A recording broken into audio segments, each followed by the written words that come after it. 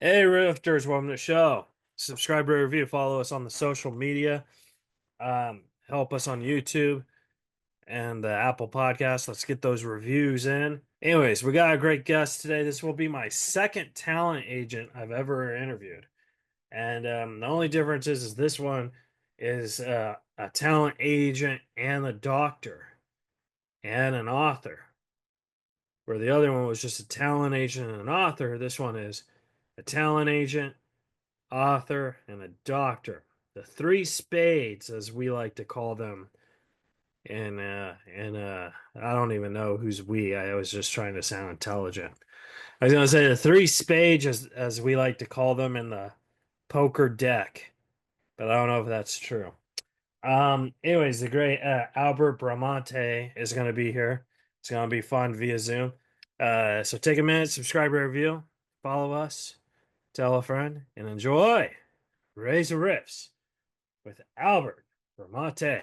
Coming up next. From Hollywood, California, welcome to Reza Rifts with your host, Keith Reza. Hey, Albert, how are you?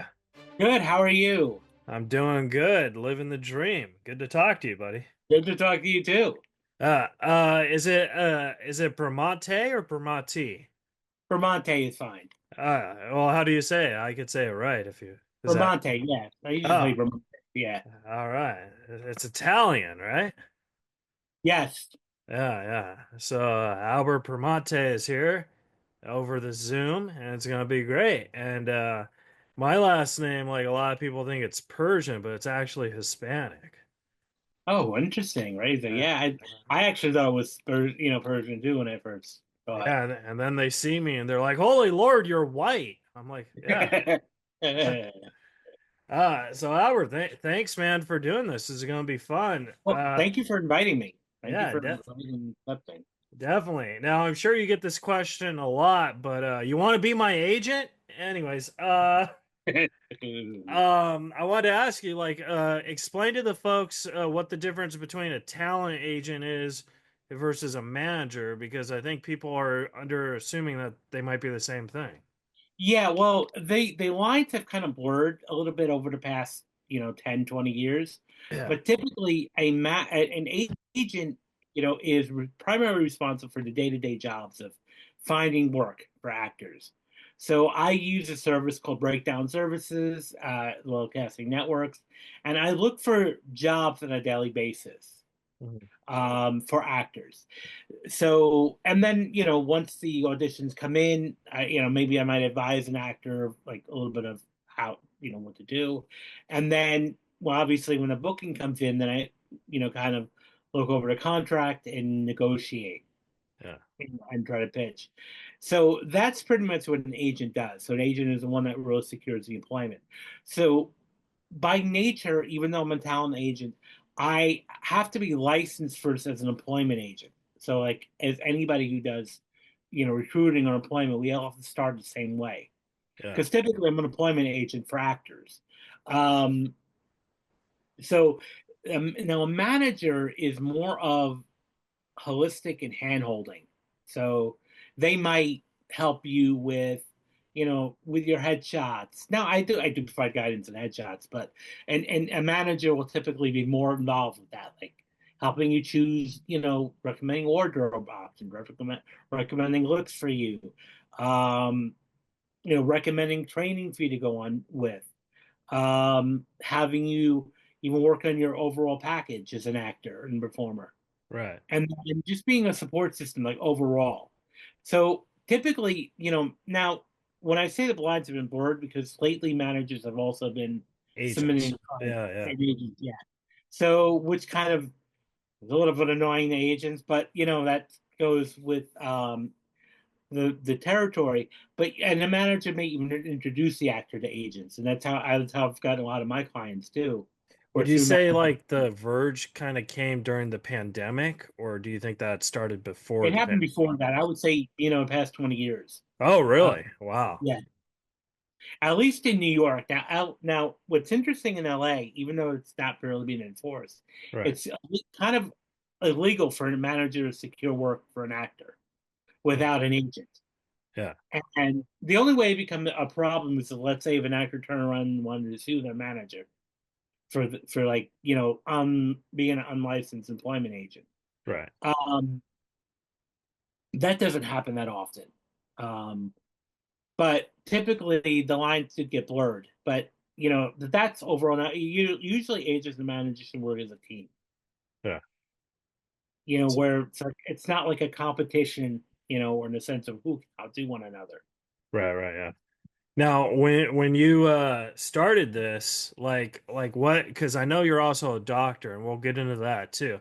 But Mhm. I'm very fascinating about like how is your journey? Like, did you just wake up and say, "Hey, I want to be a talent agent," or were you a doctor first, or like how? Because I well, I don't know much about you. I apologize. no, that's great. I'll tell you a little bit about. So I was always a book nerd growing up. I Uh-huh. was always into reading and learning and all of that.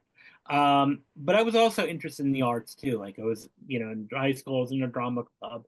During my undergrad years, I took some, theater classes and some acting classes as electives, and really enjoyed it. But I always loved psychology and the human mind. So after I received my master's degree, I started working with different organizations, both professionally and even voluntarily. And I met actors, and I was like, these are my people. I Right. love working with performers and actors. I dabbled a little bit of it myself. This is like 20, it's like 23 years ago, but it wasn't for me. Like I wasn't really, I really wasn't enjoying being an actor, but I enjoyed working with actors, Okay. and I enjoyed being around actors. So it was, I did some searching of what can I do. So, I made a lot of friends with actors even when I was my brief stint as an actor. And then I also started working a little bit in casting and helping out with, and I volunteered at film festivals, because I was really interested in the creative aspect of things. So I became just very interested in working with actors. Yeah. So I decided, that I would help with the casting. Sometimes I would recommend an actor. And this was for like small projects like indie films and student films, and they were getting cast. And I realized, well, why not make some money off of doing this? Right.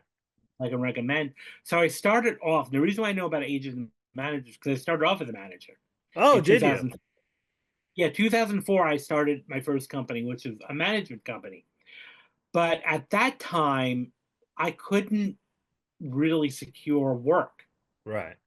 without it, without being under an agent. And I didn't want to be under an agent. I wanted to be my own. Yeah. So I became a licensed agent in 2008. Oh, And nice. I've been doing that ever since. And so I've been doing that ever since. And then while I was being an agent, I was also teaching, part time at a community college, psychology. And then I said, well, I have my bachelor's, I have my master's in psychology. I've always wanted to do a PhD, so let me just go for it. Yeah. So I enrolled in an online university. That's right, at Walden University. Um, and I said, I'm going to get my PhD in psychology. So it took me a little bit longer. It took me 10 years instead of like 5 or 6 years because I, got distracted, of course, with doing other stuff. Right. So eventually in 2015, I received my doctorate in psychology, and I did my dissertation on actors, Oh, nice. which turned into my book later, years later. So So you're like a doctor to actors. yeah, pretty much. Oh, nice. That's pretty cool. Um, so what led me to even in that journey was when I first started being and being an agent. There was a lot of actors that were self-sabotaging, Right. and what I was really concerned or like even beating my head against the wall was there was a disconnect. What I was hearing from the actors telling me they want to work, they want to do all this stuff, and their actions was different. They were, making excuses when I would get them auditions, I gotta work, I got, this and that. And I'm Yeah. like, but you were just telling me a week ago how much you were hungry for work. Right. Now these auditions coming in, you're coming excuses, or they would be late to auditions, or they would sometimes blow off an audition and do a no-show.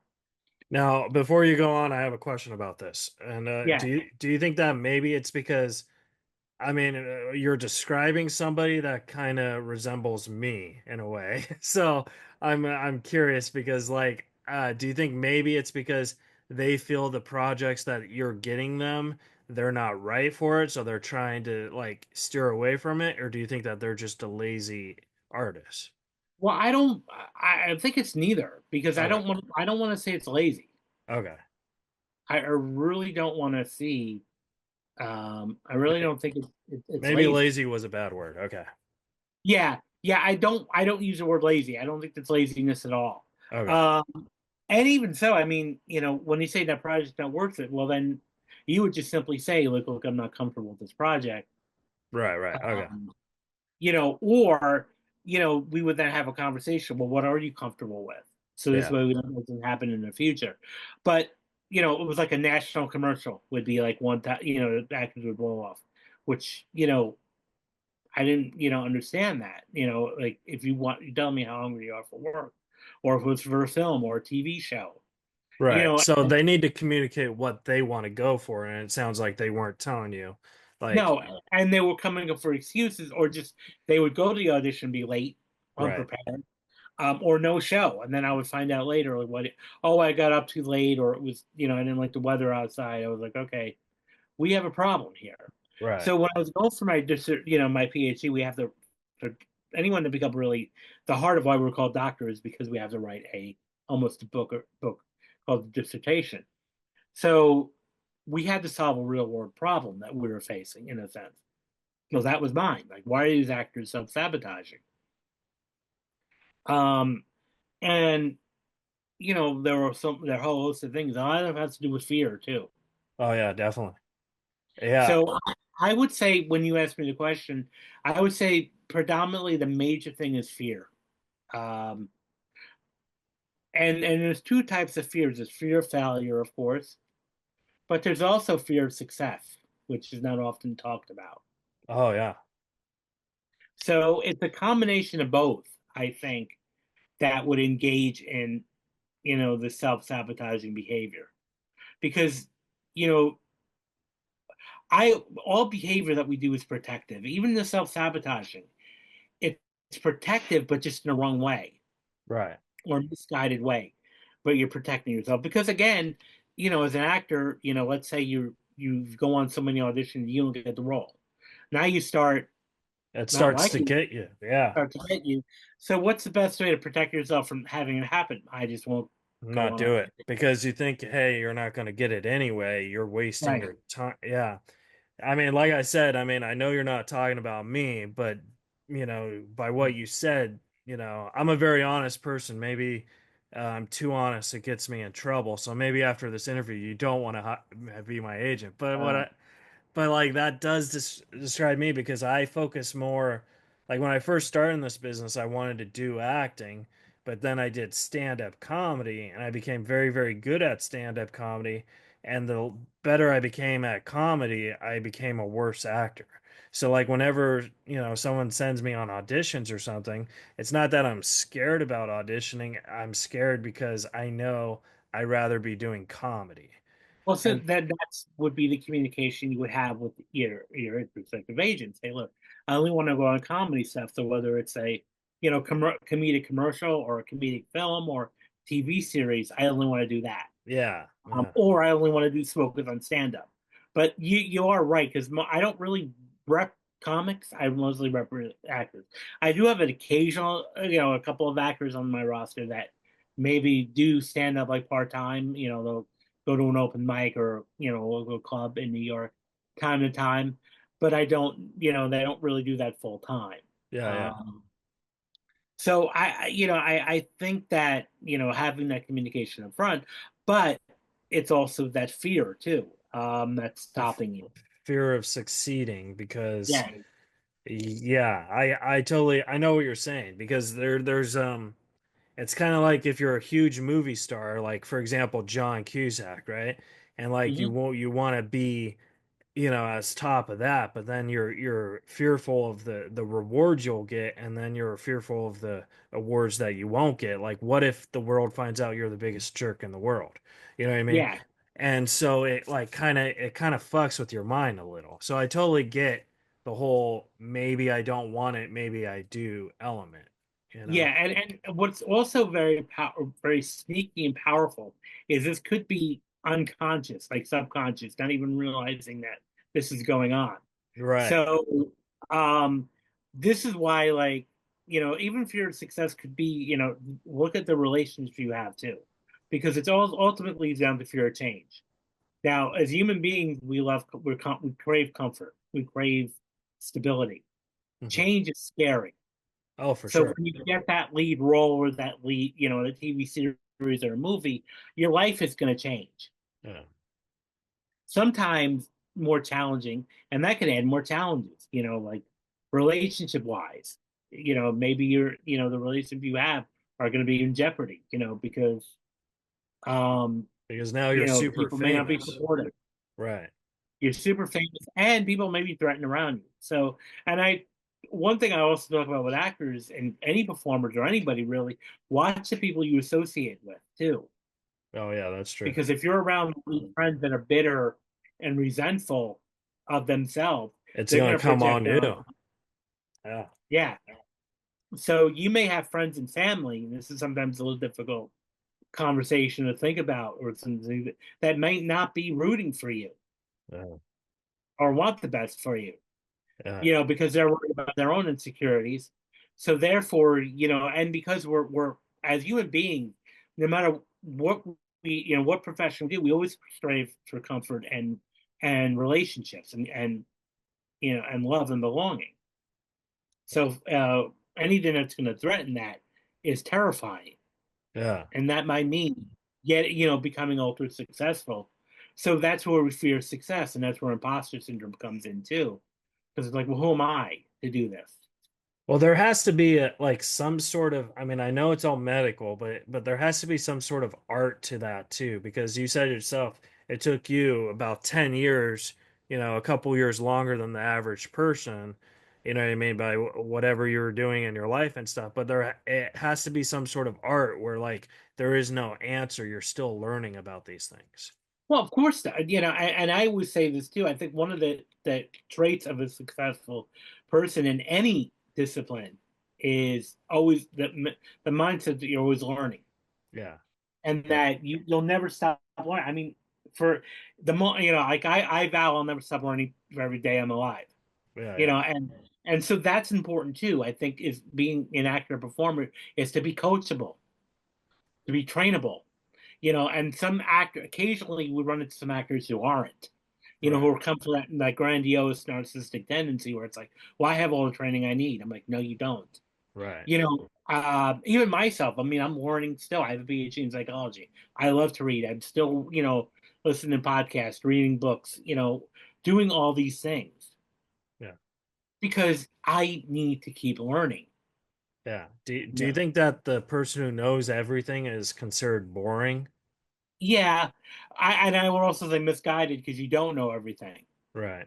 and there's probably a lot you don't even realize you don't know, and that, um, and just as a trainer, I mean, with acting muscle, just like with comedy, like the more you have to keep performing if you're gonna, otherwise, if you get rusty if you don't perform after a while. Oh yeah, I've been rusty a few times, Albert. Yeah, you know, and that happens. Yeah. If you don't, if as an actor, if you're not constantly in classes, you're going to get rusty, and it's going to show when you audition. Even a lot of the A-list actors are still practicing when they're not performing. They're in class, they're working with a coach. They're still working at that and still learning. So I think that's an important mindset to have, is that you're always learning. Well, I wanted to ask you about hypnosis because you know how to do that and stuff, and I wanted to ask you: do people, when they come up to you, they say, "Hey, Albert, like, what can you tell me about hypnotizing me or whatever? Like, can you like tell me what I want, or do you go with what people need? Because those are two different Yeah, I things. mean, it's going what they need and what they're willing to do. Because the one thing about hypnosis is, one of the things I like to do up front is dispel the myth that hypnosis is not mind control. I can never make a person do or think anything that they're morally opposed to doing, Right. or doing anything against their will. That's the first thing. So, and a lot of times it's a little odd for someone to say, hey, hypnotize me. That would, because that would be like going to my dentist. Okay, work on, do dental work on me. Right. Right. Yeah. Okay, what do you need? So that would be the whole thing. So same thing with hypnosis. What are you looking to do? And maybe it's work on your confidence, work Right. on your belief in yourself, mindset shifts, overcoming things. So then I would tailor my approach to that. Right. Um, but it could, a lot of it, especially with actors, the big thing is audition nerves and visualization. So, and a lot of times we use techniques of hypnosis without even realizing we're doing it. Oh yeah. Like So one what's an example on that? visualization. Okay. Like close your eyes and let's say you have an upcoming performance, a stand-up show, like even when you're going on, you said you were going away, getting ready to do a tour. Yeah, I'm trying to like work out for my new special. I mean, Yeah. it's not So really a tour. It's more trying to yeah. memorize the yeah. So what I would say is like, several times a day, close your eyes, imagine yourself in a movie theater watching you giving that tour on screen, Right. and then the audience applauding and laughing, and then step into the screen in your mind Yeah. and now embody that. And just to keep doing that over and over again. And then, because one thing about the human brain is that the brain does not know the difference between fiction and reality. That's true. A lot of people don't know No, that. yeah, I know. And that's why if you do that visualization over and over again, it's going to make, you're going to be completely a lot more comfortable than you would be without, doing that on Yeah. stage. Now, hypnosis is not going to make someone a better actor or performer. Training is going to do it. Experience is going to do that. But I can get you out of your head, Right. which is going to make, I think, dramatically improve the performance Oh yeah. and the capacity. It's kind of like what you just said, where like people don't know that sometimes the difference between reality and fiction is where, like, say if someone watches a movie and that movie like really connected to them in their head, they'll think certain scenes of that movie was about their lives. You know what I Right. mean? And that's why, and that's why when people say, oh, I can't be hypnotized, I'm like, have you ever watched a movie and laughed? Ever watched a movie and cried? Right. And everyone's like, oh, yeah, everybody. Yeah. That's the same process. Yeah. Um, because sitting down when you put on or you went to the theater or you put on the TV, you knew what you were watching was fake. Yeah. So what Exactly. happened? What happened in the next hour that you just lost, perception and reality, that you became entrusted into that movie. So it really depends on the situation. And again, the brain does not know that. I mean, after the movie's over, it's like, okay, it's over. But In the what moment, your happened in the moment? brain. Yeah. No, you're right into it. Same thing with reading a good book. Sometimes you'll get on the edge of your seat, and yet Well, you open the book and the story. It was words on a page, and that was it. But yet it became much more than that.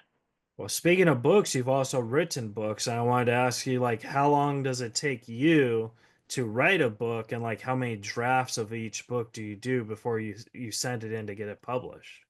Well, so I'm going to call one of the things about myself is I'm very, very honest. So I'll call myself out on my self doubt. Uh-huh. So after I received my PhD in 2015, and it was a new topic, actors and self-sabotage. Even my advisors like, you should publish. Like, so it took me a long time. From 2018 to about 2023, I kept telling people, I'm writing a book. Yeah, I'm going to write a book. Okay, where's the book? it's not there yet. Not there yet. Not even a first couple of pages were there. Sounds like you and me are like twinsies, man. I've been Yeah. saying this forever. So I'm like, okay. And then I heard a sobering statistic that only 1% of people who claim they want to write a book will do it. Yeah. The other 99% will never do it. I was like, well, that was a sobering statistic because I'm like, I'm easily becoming the 99% here. So I sat down and I said, you know what? I'm going to spend 2 hours a day in the evening and I'm just going to write. And, I probably had like 2 or 3 drafts before I send it to an editor, Hmm. where I was like, no, this didn't work. I didn't like that work.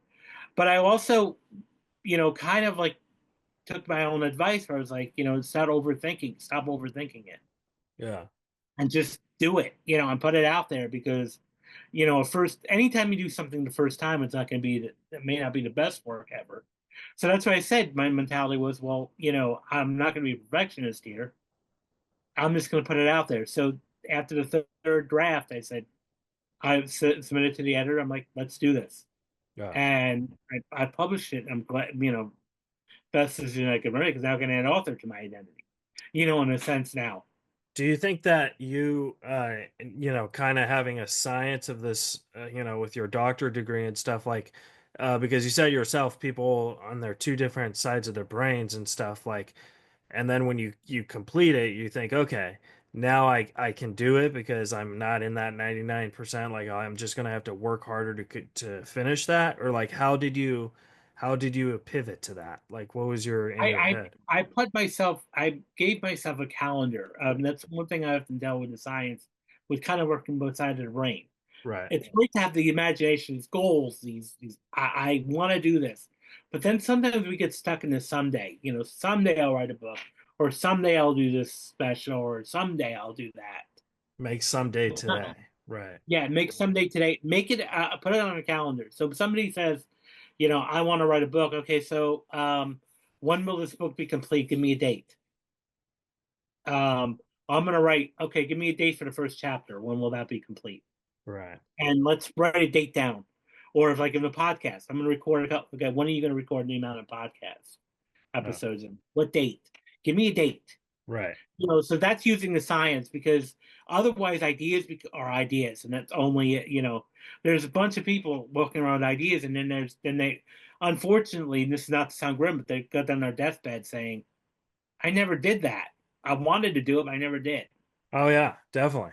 So like the one thing I would say is accountability, and this is where having a group of friends that, going back to what I said earlier about watch the company you keep, because if you hang out with other high achieving friends, they will hold your rear end accountable.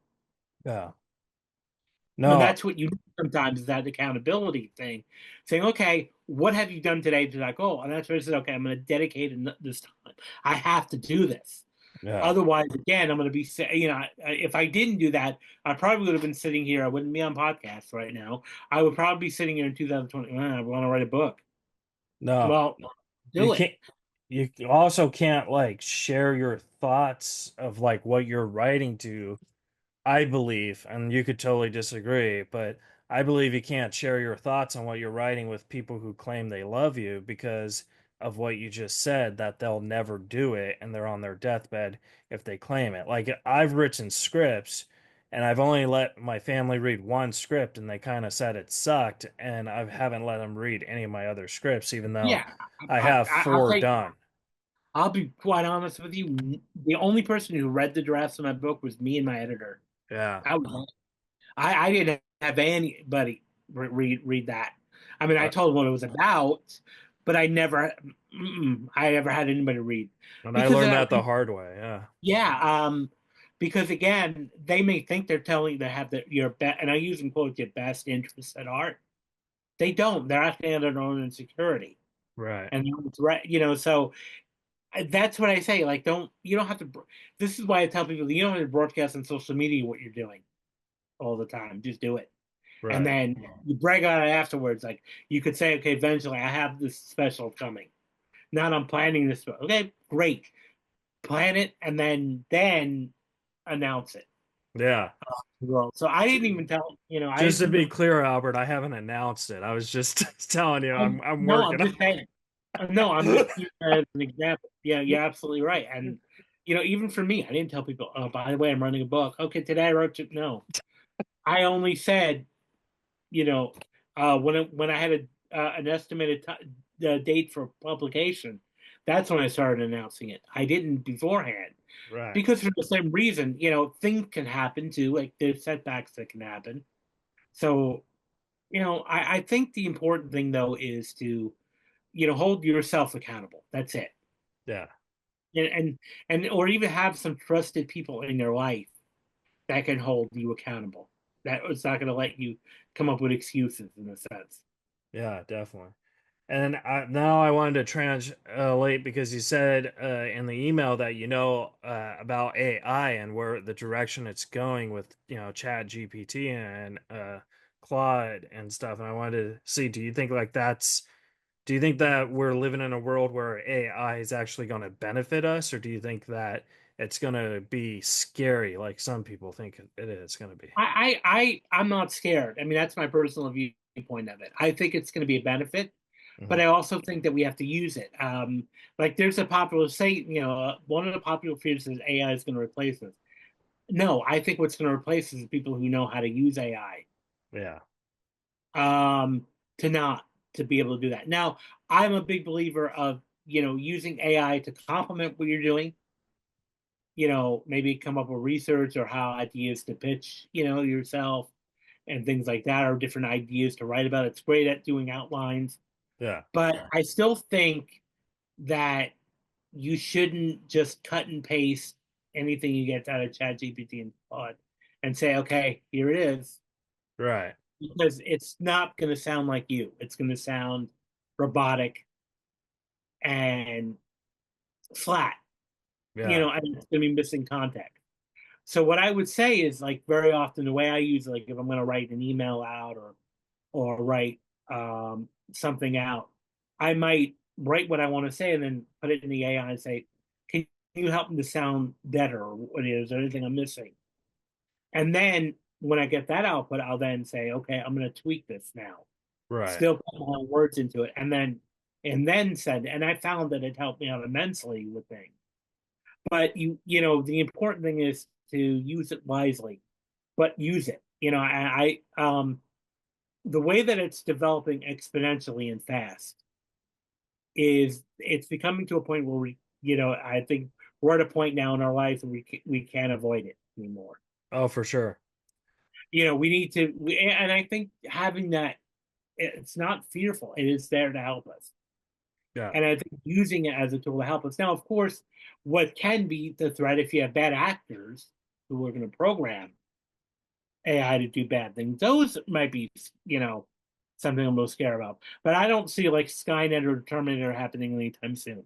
Oh, okay. That's good to know. Yeah, That's that's good news. I don't that's the I good don't see news. that happening anytime, at least in my lifetime, even, Yeah. happening. But I think because I'm old enough to remember when the internet was coming out, and I remember the AOL. AOL. Yep, that was my first email was AOL. Remember the guy running across the screen and And then the and dial up then was you could change how he says you've got mail, like yeah, or it took you like 5 minutes to connect to the internet, and then you had to make sure nobody else was on your phone, and and it had 7 steps and you're like, what are the yeah, first 5 steps again? It's just yeah, but and but the point is even then people were resistant about the internet. Oh, the internet's gonna kill everybody and it's gonna threaten their jobs and all that. And yeah. 30 years later, we're perfectly fine. We're better off with it now. We're more connected. Yeah. So and we're more, much more successful. So I think the same thing with AI is like, okay, it's there to help us. Yeah. Um, because even like the advances in medical stuff with AI has been like, tremendous. Um, I would agree with you, but the only argument I would do is for guys like me where, like I'm kind of known, but if I want to get to the point of being like a household name or whatever, it's kind of scary because they could use my it's actually happened to me. They could use my voice and use my photo and say or do stuff that I've never said or would never do. Yeah. So that we do need regulation though. Yeah, And because even the same thing when I was part of well, my business, we had the SAG-AFTRA and writer's strike in 23. right. And that was one of the arguments that the unions were protecting was like, what about AI images and AI generators? Um, deep fakes and all that. Yeah. And that's why there needs to be, more oversight and more regulation about that. And the sad thing is, an average Joe uh, wouldn't know it's fake or if it's the real person. Yeah, And that just kind of breaks my heart because I'm a big I have autism, so I'm a big supporter of people on the spectrum and stuff. And like when Robert Kennedy made his announcement last week. And here's the thing, like I don't want to get like political because I believe that that doesn't help anyone. I actually liked Robert Kennedy until a week ago. You know what I mean? And that was my viewpoint. And everyone was like, "Oh, you should be outraged." It's like it's not my job to be outraged. It's my job to make jokes and make laughter out of something that you guys of are course. outraged of. You know what I mean? And then Mhm. when they AI and image stuff that I've said, it's like, whoa, whoa, hold on, tic tac toe. You know what I mean? Like, come on, Yeah. buddy. So that's what I don't. That's the scary world of this whole computer generator thing, where it's like, it's so scary that if it's happening to me, who knows, how it's happening to our politicians, like, people who aren't the biggest Trump fans or people who are the biggest Trump fans, like, who knows what he's saying or what he's not saying, and vice versa to the other side of the parties. Oh, of course, and that's why, I stay out of, I, Yeah. I don't comment at all. Like if you look at my social media, and there's not one thing I'm just staying out of it. Because again, it's one of those things where like no matter what I say, I'm gonna get people aggravated Yeah, you're all the gonna time. shoot yourself in the foot. But Yeah, exactly, what I'm exactly. saying is AI makes it way more dangerous because it could spread terrible information that's not Of true. course, it could. So this is why we need regulation, Yeah, on things, and intellectually copyright. That's also another reason why I think we shouldn't be telling too many people what we're doing, like what you said earlier, because of that reason that someone can intellectually copyright a material. yeah. Well, Albert, I have two more questions for you. I want to respect your time. Can I ask these questions for you? Please do, of course. Okay. Yes. I wanted to ask you, like, what's the advice that you've gotten in your life that you've changed using that advice to help like one of your clients or whatever? Well, I would say the accountability thing would be the major thing. Like commit to a calendar rather than a to-do list. Hmm. Because to-do lists are really not going to be productive. Right. Because it's then becomes, oh, I should do that, I should do that. So put it into a calendar. Keep yourself, because it holds the accountability. Also, what I would recommend is um, being easy on yourself and taking charge of all your accomplishments. So as an actor, anytime you get an audition or a callback, or especially if it's a callback, I would document that as in the success column, a win. Right. Even if they Um, don't get the part, a yeah, callback is still a you'll success. win because that means they want you back. And also, if the same casting directors keep calling you back in, that's a win. Yeah. So take note of that. Also, any reviews you get in your performance, audience feedback, positive, always document that. So when you have moments of self doubt, you pull out your file. In my book, I call it the happy file.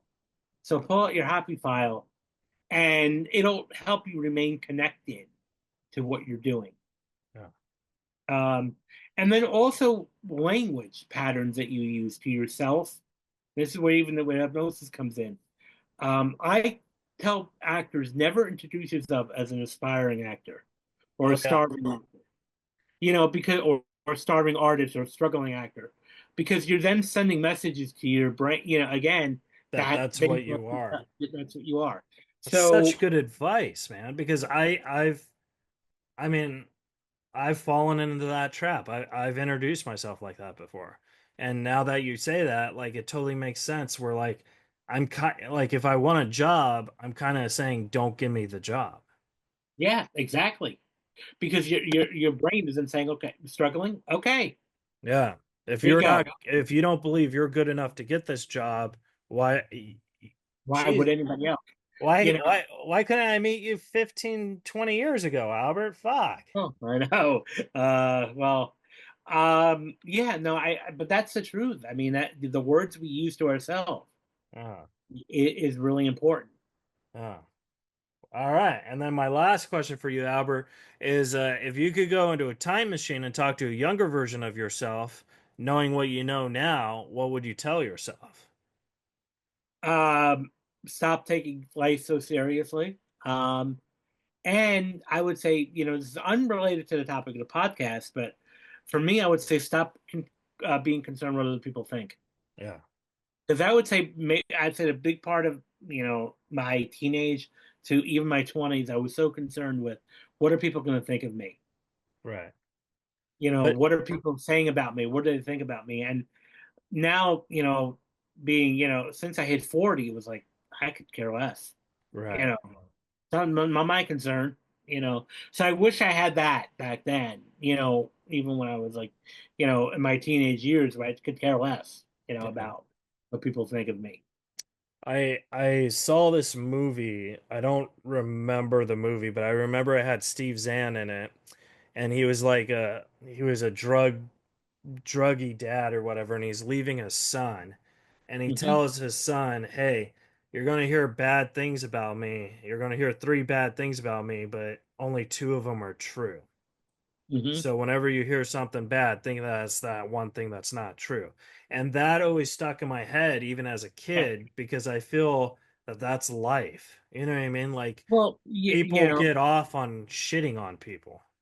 yeah. Number one, I mean, another thing going back to it is that no matter how good you are and what you do, there's always going to be people that are going to find something Right. wrong. Right. Um, and when we're wired, I think, as just to be focused on the negative. Again, 20 people could compliment you on such a wonderful job, and one or two people say something negative. And it There's a affects you. tendency initially in the beginning to focus so much on what the negative was that we ignore the other 20 good things and to consider the source. So like maybe they just didn't get my presentations, because even last year I presented at a conference, talking hypnosis and anxiety, and I had, 21 people were in the audience, and when I got the evaluations back, 19 were positive, one was neutral, was like this good, but this could be better, and one was completely scathing, Right. like this was a waste of my time and disorganized, and I found myself really proud of myself not worrying about them. Like, well, I'm sorry they had that experience. But I had 19 good ones. Right. So 19 lives out of five.